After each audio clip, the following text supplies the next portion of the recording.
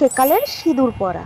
বাবা সকাল সকাল স্নান করা হয়ে গেছে, এবার আমি সিঁদুরটা পরে নিই। হ্যাঁ, সিঁদুরটা মোটা চওড়া করে পরতে হবে। মা বলেছে যে চওড়া করে নাকি সিঁদুর পরলে স্বামীর নাকি অনেক আয়ু বাড়ে। আমি আরও চওড়া করে, একদম অনেকটা চওড়া করে সিঁদুরটা পরে নেবো, যাতে আমার স্বামীর অনেক বেশি আয়ু থাকে। আর হ্যাঁ, এবার একটুখানি নাকের ওপর দিয়ে পরে নিই, তাহলে যে একটু বেশি আয়ু থাকবে। হ্যাঁ, এবার একটু গোল করে বড় করে টিপ পরে নিই, বেশ ভালো লাগবে টিপ পরলে। হ্যাঁ, এবার ভালো লাগছে। এবার একটু শাখায় দিয়ে দিই, 2 শাখায়। মা বলতো শাখায় দেওয়া নাকি স্বামীর মঙ্গল হয়। ঠাকুর স্বামীর মঙ্গল করো, ঠাকুর আমার স্বামীকে অনেক বড় হয় না। ঘুমটাটা দিকে আবার দেখে না নেয়, তাদের ঘুমটাটা দিয়ে রাখি, কেউ দেখলো না তো কি। এখনকার মডেলিং সিঁদুর পরা। বাপরে, সকাল সকাল কে যে স্নান করে কি জানি বাবা।